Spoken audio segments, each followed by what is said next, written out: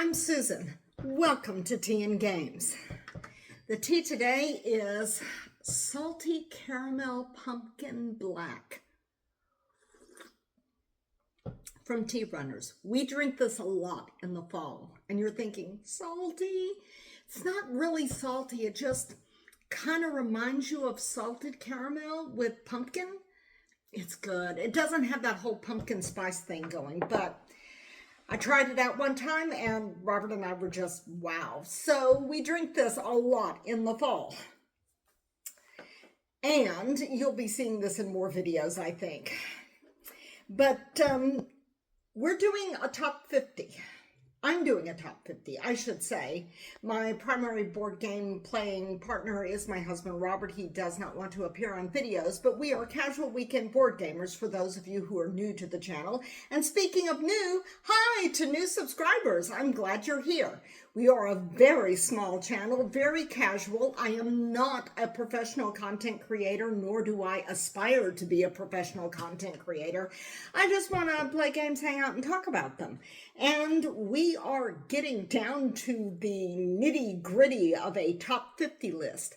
I have not done a top 50 list before now, and I ran everything through PubMeeple. And that's how I came up with these rankings, which I feel like I didn't redo anything. I didn't move anything around after that. I just took it straight as I got it from PubMeeple. And I mean, PubMeeple's ranking engine is based upon the inputs I put in. So, inputs I put in. Yeah, that's not a great sentence, but anyhow, if that's the only not great sentence we have here, it'll be a good day. So let's get right into it. We last left off in the middle of the list, and so now we are into the top 20, beginning with number 20. Number 20 is Switch and Signal. Switch and Signal, and you're going like, a train game, another train game, because I have mentioned train games a lot, and I have mentioned this train game a lot, as a matter of fact. Switch and Signal, though, is a bit different from your typical train game. It is a co-op train game in which you are managing, it's got pick up and deliver stuff. You're definitely trying to get stuff from one place to another. You have got these routes, and the map is double-sided, so you got routes on both sides. You've got a European route and a U.S. route, and there's all these different routes, and you've got little markers on there which have lines that are open this way or closed that way, switches and signals. So yes, and there are cards that you turn over which can affect the movement of trains, what train goes, but it's a nifty little puzzle. And I mean, we like that because of the puzzly aspect of it. And also, I feel like it's not as punishing as some co-op games. There are some co-op games that's like, you take your turn, you do great stuff, and then you turn over a card that basically just destroys everything. And there is the potential for destruction in this game. I mean, we did crash our trains. That has happened. You don't lose the game if you automatically crash your trains, but you do lose time markers, which can put more pressure on you to get it done before the time runs out. So you don't want to crash your trains. You won't instantly lose if you do, but you crash your trains and you're just making it harder for yourself later. But I mean, you can kind of plan ahead a little bit on this, because you're looking at the thing and I'm going like, well, I mean, the black train and the gray train, these are pretty good. If we turn over the card and they go, we'll still be in good shape. But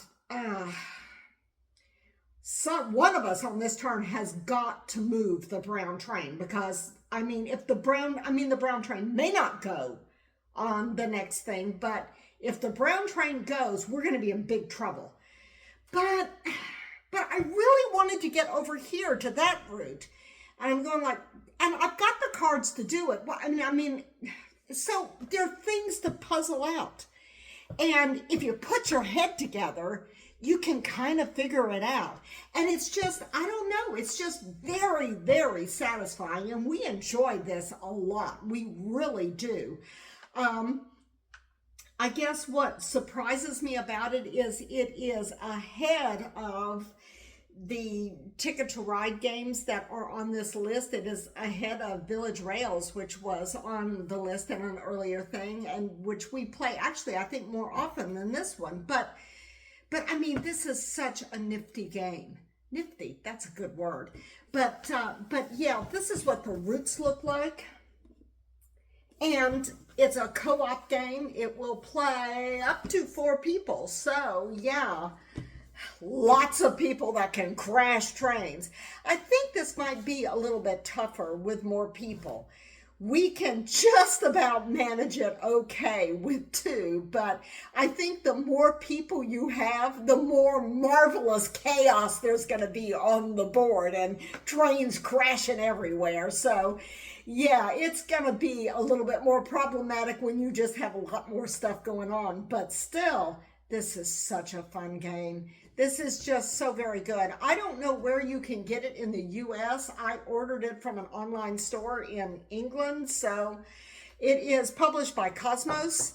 But yeah, if you can get a hold of this, it is great fun. It's very different. If you like train games, this is very, very different. It's a co-op pick up and deliver game. And there are ways of making it harder. You can start off on the easy level and you can make some adjustments to increase the difficulty level if you feel like you've really kind of got the puzzling it out aspect cracked. After Switch and Signal, we have a game that I do not have a box for. And it's not a print and play. I think that there may be, like, squirreled away somewhere, the old box that I played, like, when I was a kid. But for right now, it is Scrabble.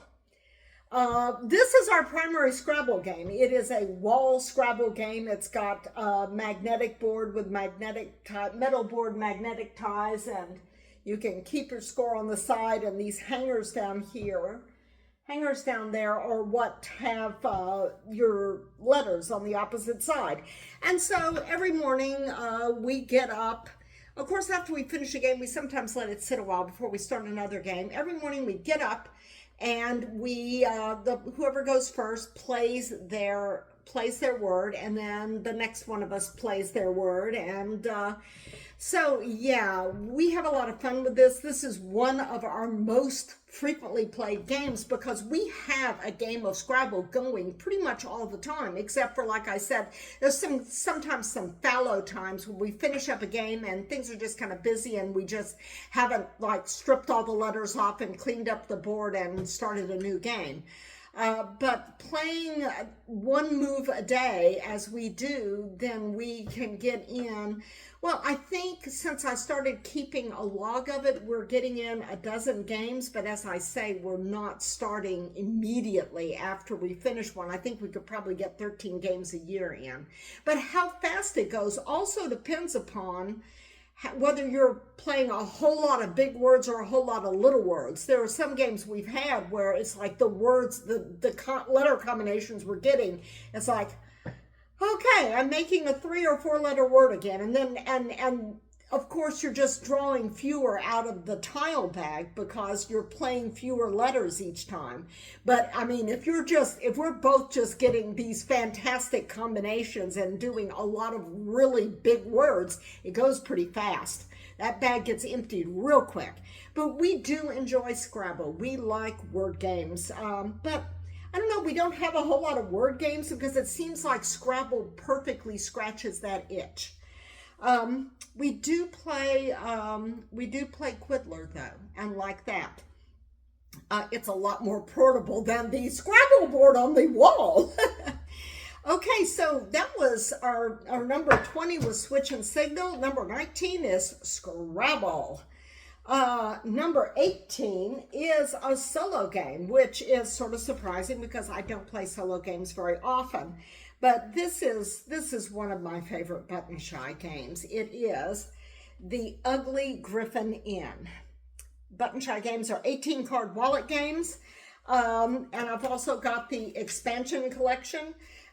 You have patrons that come into the bar, and some of them go into the inn, and the cards go up there, and each one of them have particular qualities that have to be satisfied, and which can then be thrown off by whoever is coming in next. So you have to choose carefully, because they're always going to go. And it's just, I don't know, there's something very satisfying about it. It's got adorable, like, little goblin artwork. Well, this is the indecisive doppelganger you see here, but you can also see what the artwork looks like from that. But it's a lot of fun, and it does take up a bit of table space, though, because you do things out in an L, and you're trying to get a certain number of patrons in the inn without somebody kicking somebody else out because they are irked or whatever. So you have a large L shape. This will barely fit on my coffee table, and only then if I kind of scrunch it up just a little bit. But that is the Ugly Griffin Inn. It is a huge amount of fun. It is charming and tricky, and small enough that you can carry it in your pocket. The next thing is going to be something that's going to cause those of you who have watched the previous episodes of the 50 game thing to groan, because I am once again, and I should say for the final time, bringing out my big box of Gloom. This is for the original Gloom. The ones I've mentioned before have been Gloom themed, basically Gloom done with some other theme. But this is the basic original Gloom that I'm talking about that has made it to number 17 on the list.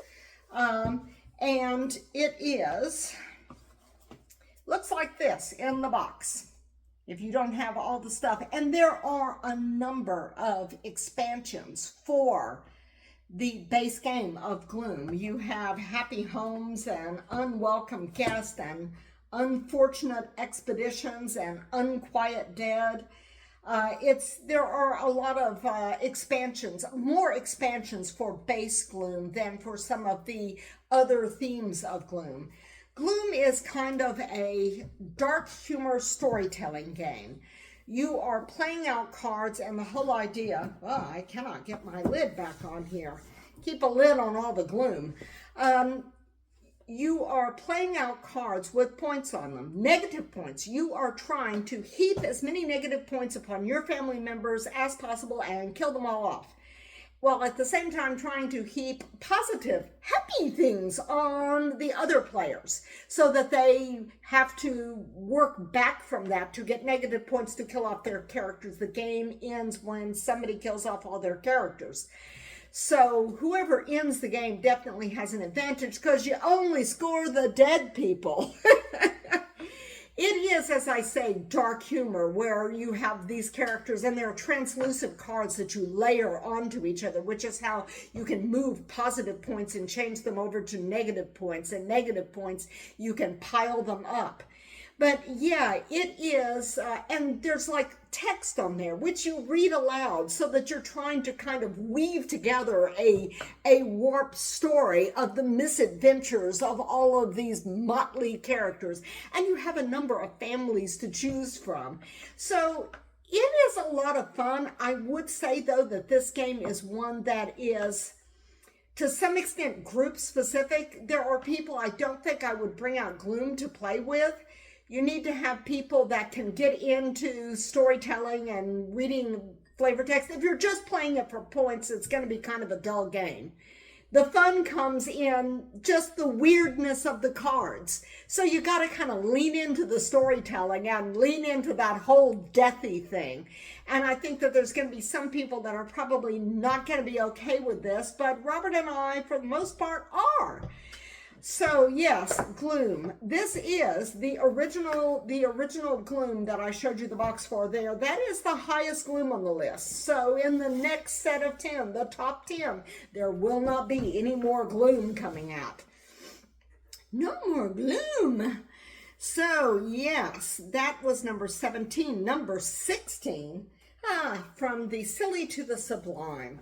Number 16 is Fields of Arle, Uwe Rosenberg's masterpiece. This is a two-player game. There is an expansion which will allow for a third player. It is a heavy Euro farming game based upon the area in which he spent his childhood, where he grew up. It is kind of a sandbox game because you lay it all out on the table, and it does take a chunk of table space. And Robert and I were just looking at this and going like, wow, I don't know what to do. You just kind of have to get your head around all the different things, and things do happen seasonally in this game, but you're looking at this and you're going like, wow, I could pretty much do anything. Of course, now some choices are, in certain circumstances, going to be better than other choices, but still, it's kind of a wide open decision space. And I think I kind of like that. After playing this, we kind of looked at each other. We have Agricola, All Creatures Big and Small, and we looked at each other going like, yeah, we like this much better. And I think it's because the game just has a better feel for us. I don't know, but it's just really pleasant, tough, interesting, but pleasant. It's maybe less crunchy, but on the other hand, this is a heavier weight game than the other. So I'm not sure, but we really like this. Even though we haven't played it a lot, I'm kind of not surprised that it ended up in the top half of the list, because our playing experience with this game has just been so darn enjoyable. But yes, it is a two-player game. So if you're looking for a two-player game that is going to have a lot of decision space, that's like classic Uwe Rosenberg farming game that plays really good at two, you might want to give this one a look. It's really interesting, and we just like the heck out of it. And so even though we've played it less than some of the other games, certainly less than the previous game, Gloom, this one, it's high on the list, and I think that some years from now, if I do another one of these games, it's probably still going to be pretty high. So that was Fields of Arle, or Arle, I'm not sure how you say it, and that was number 16.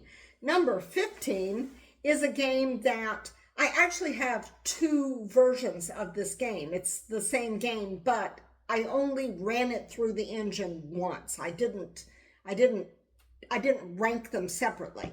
And that game is A Gentle Rain. I have the original game, which went out of print. There is a printing error on the original game, which is corrected in the new edition. And the new edition I didn't get just the regular new edition, which has just like the tiles and the tokens. The new edition being very similar to the original edition, except for the correction. I got the special Bloom edition, which is only available at Target, because it has these little 3D water lily pieces, and they fit neatly and snugly between the tiles, which the tokens in the original game don't.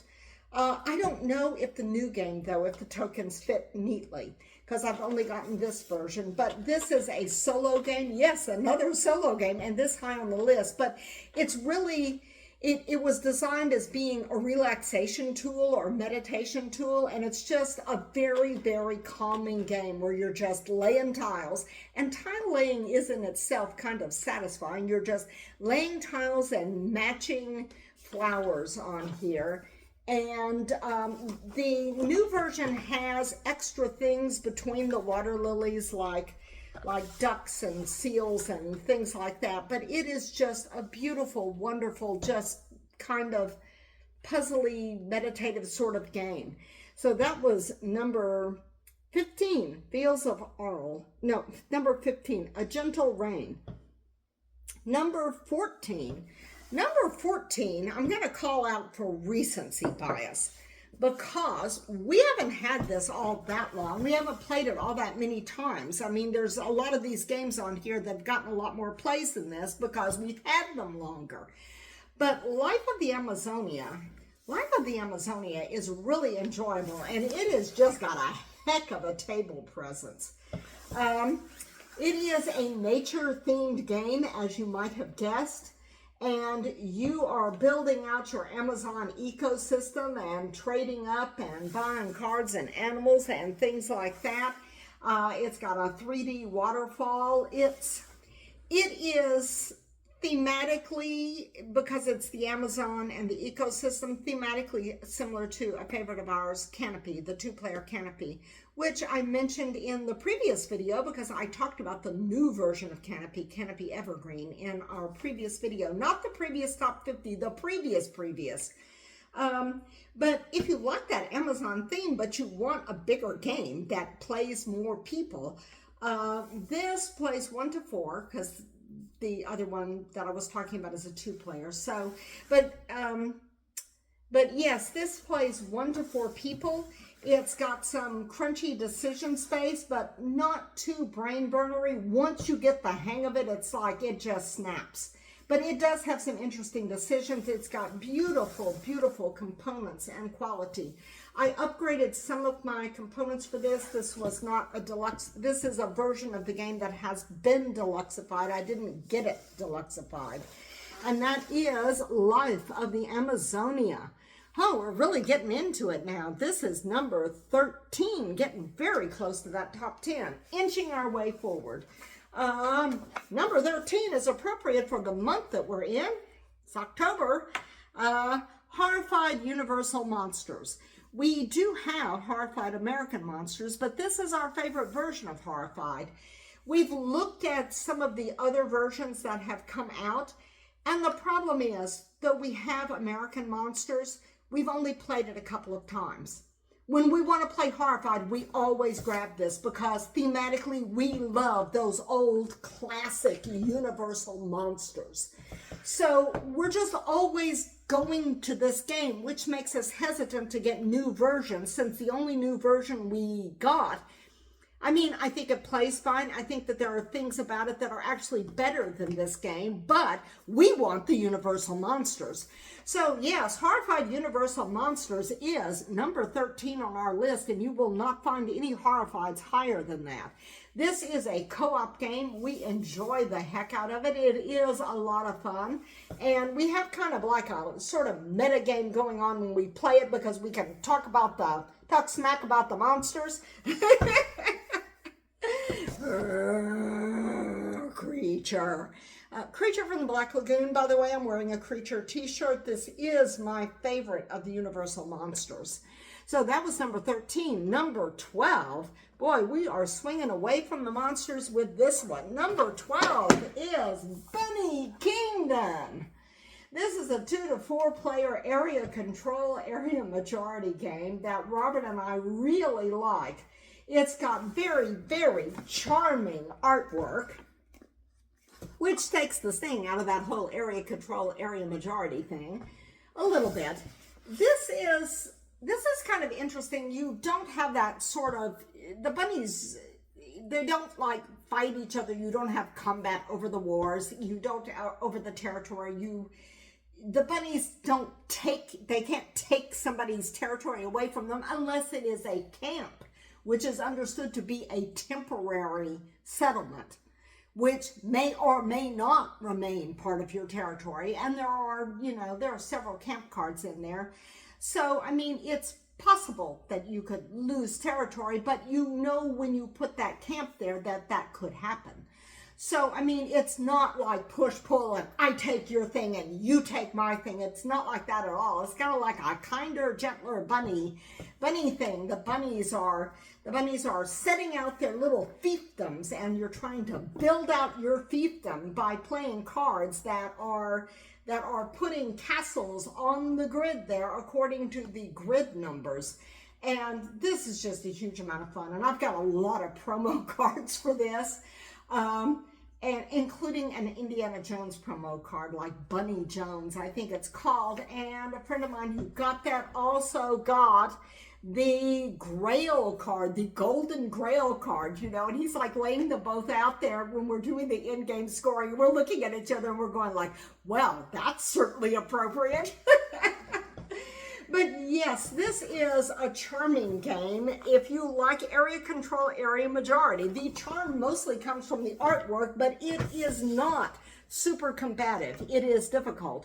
We play, it does have card drafting, and we play with not the two-player drafting if there's only two of us, not the two-player drafting in the instruction. We play with the two-player drafting variant that I found on BGG, which works much, much better. So that is number 12, Bunny Kingdom. And now for number 11, the last in this section, is Welcome to Collector's Edition. This is a roll and write in which you are filling in sequential numbers of houses. And you're going like, wow, I thought you were all about theme. What a theme. Yeah, this transcends its theme for us. We had the original one and we just loved it to death. So we got the seasonal expansions with the dry erase board. And then when the collector's edition that came out that had all the expansions and all dry erase boards and new artwork for some of the main boards, we couldn't resist because this was, and notice I said was, our go-to flip and write game. And we still love it to death, and we still play it. But you might notice that I also had cartographers further down on the list. Since we got cartographers, we've been grabbing that more often than Welcome To. But Welcome To is still the king. It's up here at number 11 for our flip and write games. It is possible that at some point in the future, Cartographers Heroes, we usually play the Heroes version, will overtake this on this list. But for right now, Welcome To is still king of the hill as far as that flip and write thing goes. So that is numbers 20 through 11. And what I'm going to do, because this whole top 50 thing has drug out so long because I'm interspersing it with my regular videos, is I am going to, right now, I hope, try to sit down and do another set of 10, the top 10. And this is going to go out at the end of this week, and the top 10 list, I am shooting for getting that out Monday morning. So this video should be like Friday morning, and the top 10 will be, the whole series will be wrapped up on Monday morning, and we can get to talking about the huge number of games that are actually on our table that we're playing right now, which include some new stuff that we hadn't played before, which is going to be real interesting. So yes, I appreciate y'all sticking with me for this top 50 list. I've just been a little discombobulated here today, but I think the video recording went okay. So I will see y'all next time around the table, and not too long from now, to wrap up the top 50. Thanks for watching. Bye.